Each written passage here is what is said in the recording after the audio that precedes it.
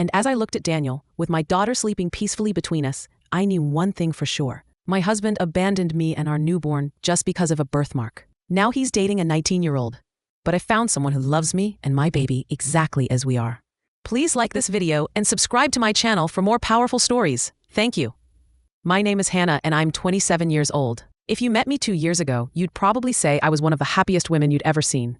I had a warm smile, a husband who told me he loved me every morning, and a little home we both worked hard for.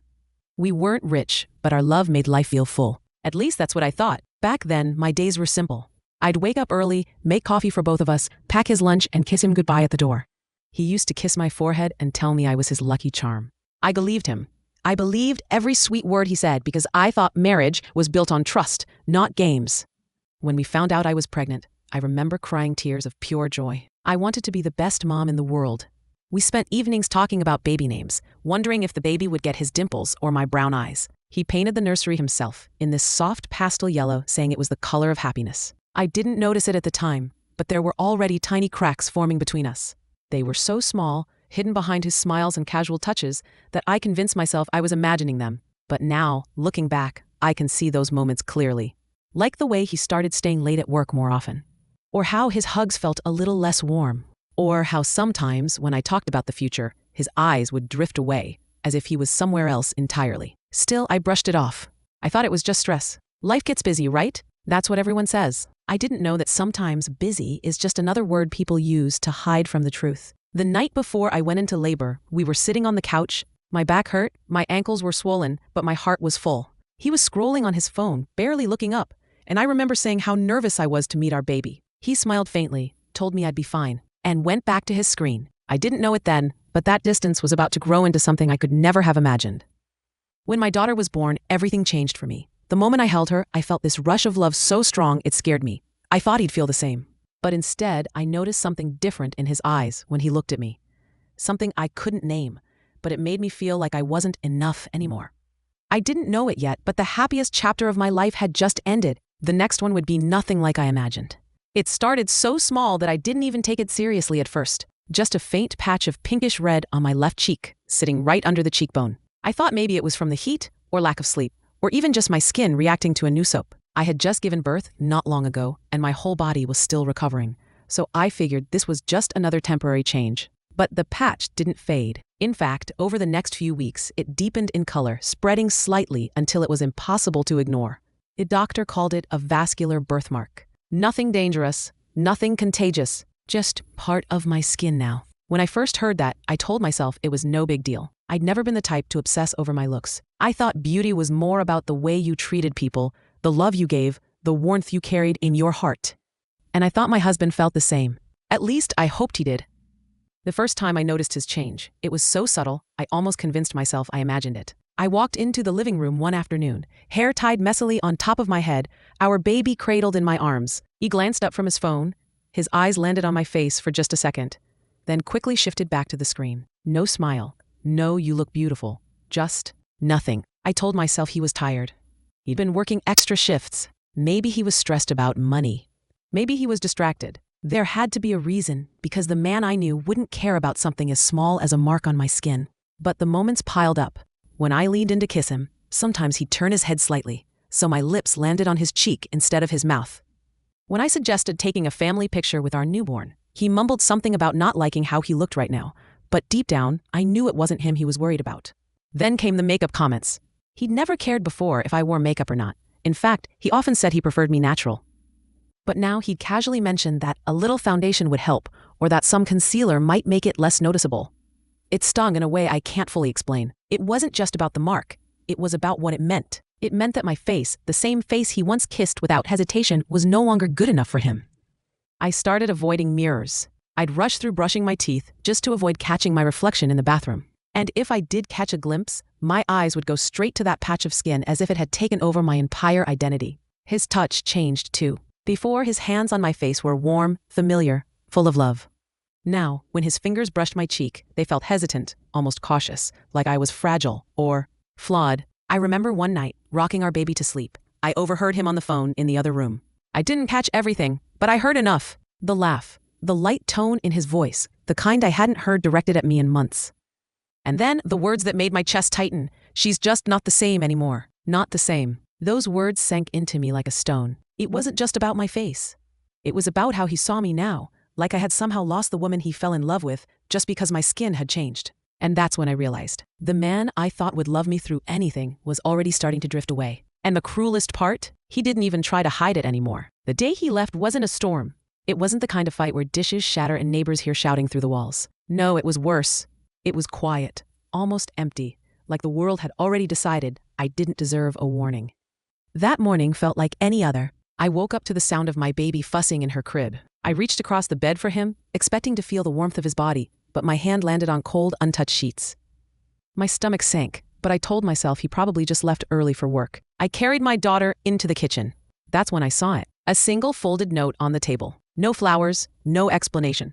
No attempt to talk face to face. Just black ink on white paper. I can't do this anymore. I need space. You'll be better off without me. That was it. That was how the man I built a life with decided to end our marriage. No conversation. No goodbye to his own child. I stood there holding that note, my hands shaking so badly that the paper rattled. My daughter let out a soft whimper, and I realized I'd been holding my breath for far too long. I wanted to scream, to call him, to demand an explanation, but there was nothing to say. He had made his choice. The rest of that day is a blur. I remember sitting on the couch, staring at the wall while my baby slept beside me. Every so often, my eyes would drift to the door, half expecting him to walk back in and say it was all a mistake. But the door stayed shut, and then came the practical part. The part no one talks about when they tell stories of heartbreak. The bills didn't stop coming. The laundry didn't stop piling up. The baby still needed feeding, changing, rocking. The world didn't pause just because my heart had been smashed into pieces. At night, I lay in bed, the silence pressing down on me like a weight. I kept replaying the last few months in my head, wondering if I missed some sign, some moment where I could have stopped this. Maybe if I'd covered the birthmark better. Maybe if I'd been more affectionate. Maybe if I'd been different. But deep down, I knew the truth. A man who truly loves you doesn't leave because of something as small as a mark on your face. He leaves because he's already decided to stop loving you. In the weeks that followed, survival became my only goal. I learned how to carry groceries while balancing a baby on my hip. I learned how to stretch a single paycheck to last longer than it should. I learned how to cry in the shower so my daughter wouldn't see the red in my eyes. Every day felt like climbing a mountain barefoot.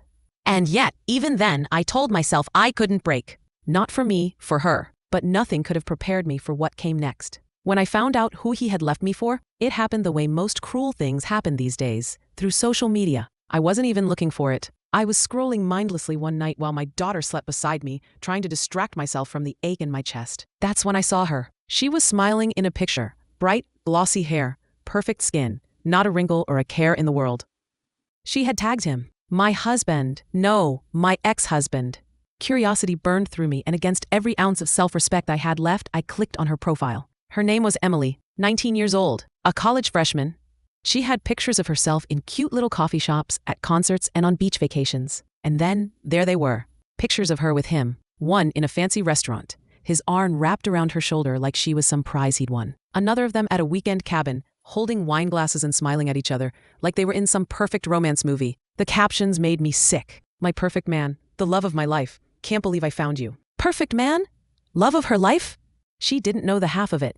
She didn't know the man who walked away from his newborn child without so much as a backward glance. She didn't know the man who couldn't stand to look at his wife after a birthmark appeared. But the internet didn't care about the truth. The internet only cared about the pictures, the staged moments, the shiny smiles. It didn't take long for people in my life to notice. Friends sent me screenshots with pity in their words. Neighbors whispered when I passed by. It wasn't just heartbreak anymore. It was public humiliation. Everywhere I went, I felt eyes on me. Some of them looked at me with sympathy, others with judgment. As if my husband's betrayal somehow made me less. As if I was the woman who couldn't keep her man. I stopped going out unless I absolutely had to. Grocery trips were quick and tense. I avoided the park even though my daughter loved it because I didn't want to see anyone I knew. I didn't want their stares, their questions, their silent opinions. And at night, when the world was quiet, the images would creep back into my head. Him laughing with her. Him looking at her the way he used to look at me. Him moving on so effortlessly, while I was drowning in the mess he left behind. It wasn't just betrayal. It was erasure. He had replaced me so quickly, so publicly, that it felt like I had never existed in his life at all. That's when something inside me started to shift. The pain didn't fade, but it began to burn differently. Less like heartbreak, more like determination. If he thought he could break me, he was wrong. After the shock of seeing him with her faded, or maybe I just got used to the sting, life became about one thing: keeping my daughter and myself afloat. The bills didn't slow down just because my heart was broken. Rent, electricity, formula, diapers, they all demanded to be paid. And with him gone, it was all on me. I started freelancing online, taking any small job I could find. Article writing, data entry, transcriptions. Sometimes I'd work late into the night after putting my daughter to bed, my eyes burning from staring at the laptop screen for hours. The pay was terrible at first, barely enough to cover groceries, but it was something. Days blurred into nights. My daughter's cries became my alarm clock, and her laughter became the only sound that could cut through the heaviness I carried. She was the reason I got out of bed every morning, even on days when I wanted to disappear. The loneliness was brutal. Not just the absence of him, but the absence of anyone. My friends had their own lives. My parents lived far away. And the people who used to stop by when I was married seemed to vanish now that I was a single mom. The outside world wasn't kind either. Everywhere I went, it felt like I was being measured, judged. The birthmark made me self-conscious, but it was the label of abandoned wife that seemed to stick harder. People treated me like a tragedy they didn't want to look at for too long. I started avoiding mirrors even more. I dressed in loose clothes, tied my hair back without much thought, and walked with my head down in public. Not because I was ashamed of being a mother, but because I was tired of being seen as less than. Some nights, I'd put my daughter to sleep and just sit by her crib, watching her tiny chest rise and fall. She looked so peaceful, so untouched by the ugliness of the world. I made a silent promise to her over and over again: no matter how hard this gets, I will not let you feel unloved. Food became another battle. I'd skip meals to make sure she had enough. Instant noodles, toast, and cheap canned soup became my diet. I lost weight, not in a healthy way, but I didn't care. Survival meant prioritizing her over myself. Still, despite everything, there were small victories. Like the day I finished a big freelance project and earned enough to cover rent for the month. Or when my daughter said her first word, "Mama," and I realized that no matter who walked away, she would always see me as her world. Those little moments were my fuel. And while the pain of what happened never truly went away, I began to see something else in the mirror. Not just a woman with a birthmark, but a woman who was still standing, even after being pushed to the ground. What I didn't know was that life was about to introduce me to someone who would remind me that kindness still existed. And that not all men saw love as something that could be erased by a change in appearance. It happened on one of those days when everything seemed to go wrong. The kind of day that makes you wonder if the universe has singled you out just for sport. My laptop, my only way of earning money, decided to crash in the middle of a deadline. My daughter had a fever and wouldn't stop crying. The Wi-Fi kept cutting out. And to top it off, I had spilled coffee down the front of my only clean shirt. I was pacing in the hallway outside my apartment, rocking my daughter in my arms while talking to the landlord about the internet, when I heard a calm voice from behind me. "Sounds like you're having one of those days." I turned and saw him. Daniel. I'd seen him before in passing, maybe once in the elevator, once getting mail, but we'd never spoken beyond a polite nod. He lived a couple of floors below mine. He didn't have that overly curious look people sometimes gave me, the one that lingered too long on my cheek. His eyes met mine without hesitation, like the birthmark didn't even register as anything unusual. When I explained about my laptop crashing, he offered to take a look. "I'm decent with computers," he said casually, as if it was no big deal. Normally, I would have said no. I wasn't in the mood for small talk, and I wasn't exactly trusting of strangers these days. But something about his tone was different. While I settled my daughter in her crib, he sat on the floor in my living room, quietly working on my laptop. No unnecessary questions. No awkward comments about my life. Just focus. And within 30 minutes, he had it running again. Before leaving, he handed me a small grocery bag. Inside was soup, bread, and a few apples. "For when you don't feel like cooking," he said. Then he nodded, smiled faintly, and left. It wasn't much, in the grand scheme of things. But in that moment, it felt like someone had thrown me a lifeline in a storm. Over the next few weeks, I'd see him here and there. Sometimes in the hallway, sometimes at the corner store. He'd wave, maybe, make a quick comment about the weather, and keep moving. He never pushed for conversation, never asked intrusive questions. And slowly, I realized something. His presence felt something safe. I didn't know him well. I didn't know if he was single, or what he did for a living, or anything about his past. But I knew he was the first person in a long time who made me feel like I wasn't invisible. I had no idea at the time just how much that small kindness would matter in the months to come. After that first time Daniel fixed my laptop, I thought maybe it was just a one-time thing, a kind neighbor doing a favor, nothing more. But I was wrong. A few days later, I opened my door to find a small bag hanging from the doorknob. Inside were fresh oranges, some bananas, and a handwritten note that simply said, "Thought you could use these." No signature, but I knew who it was from. It became a quiet pattern. Every week or so, there'd be something: a bag of groceries, a pack of diapers, a box of herbal tea. Sometimes he'd knock, sometimes he'd just leave them at my door. He never made a big deal about it, never stayed long enough for it to feel awkward. And then there were the little gestures. One rainy afternoon, I was coming back from the store, struggling with a bag in one hand and my daughter in the other. Daniel appeared out of nowhere, took the bag from me, and carried it upstairs without asking. He didn't even wait for a thank you, just gave me a small smile and disappeared down the hall. Another time, I was in the laundry room, exhausted and on the verge of tears because my daughter wouldn't stop crying in her stroller.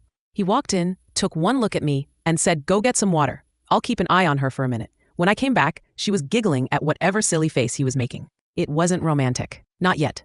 It was warm, steady. And that was something I hadn't felt in a long time. You see, when you've been treated like you're a burden, even the smallest act of kindness can feel like a lifeline. Daniel wasn't trying to impress me. He wasn't making promises he couldn't keep. He was just there. And sometimes, being there is everything. He also had a way with my daughter that caught me off guard. She'd smile when she saw him, reaching out her little arms like she knew he was someone safe. He'd crouch down to her level, talk to her like she was a real person, and make her laugh in ways I couldn't. I didn't know what this was becoming, or if it was becoming anything at all. But for the first time in months, I felt something other than exhaustion and pain. It was a dangerous kind of hope. The kind that whispers maybe, just maybe, not everyone will leave. It happened one evening in the middle of winter. The kind of cold that seeps into your bones no matter how many layers you wear. I had just finished putting my daughter to bed after a long day of work, deadlines, and grocery runs. And I was sitting alone at the kitchen table, eating a bowl of lukewarm soup. There was a soft knock at the door. When I opened it, Daniel was standing there holding a box of baby cereal. "They were on sale," he said simply, handing it to me. I thanked him, expecting him to leave like he usually did, but instead, he glanced past me and said, "Do you mind if I come in for a minute, just to warm up before I head back down?" I hesitated for a second, not because I didn't trust him, but because I wasn't used to having anyone in my space anymore. But I stepped aside and let him in. We ended up sitting at the table, talking over tea. It started with small talk, weather, grocery prices, the noisy neighbor on the third floor. But somehow, without planning to, I found myself telling him more. I told him about the day my husband left, about the note, about the 19-year-old, about how I'd started avoiding mirrors because I couldn't stand my own reflection. The words came out in a slow trickle at first, then all at once, like a dam had finally cracked open. I didn't cry, not that night. I'd cried enough tears to fill a river in the months after he left, but with Daniel, it felt different. He didn't interrupt with advice or platitudes. He didn't tell me I was strong or that everything would be okay. He just listened. And sometimes, that's all a person really needs. At one point, I noticed his gaze lingering on my cheek, but not in that uncomfortable, pitying way I'd grown used to. It was softer, almost like he was seeing me, not the mark. When he finally stood to leave, he paused at the door and said, "You've been through hell, but you're still here. That says more about you than anything else." Then he left without waiting for a reply. After that night, something shifted. I didn't see him as just the kind neighbor anymore. He had seen a part of me that I usually kept locked away, and instead of stepping back, he stayed.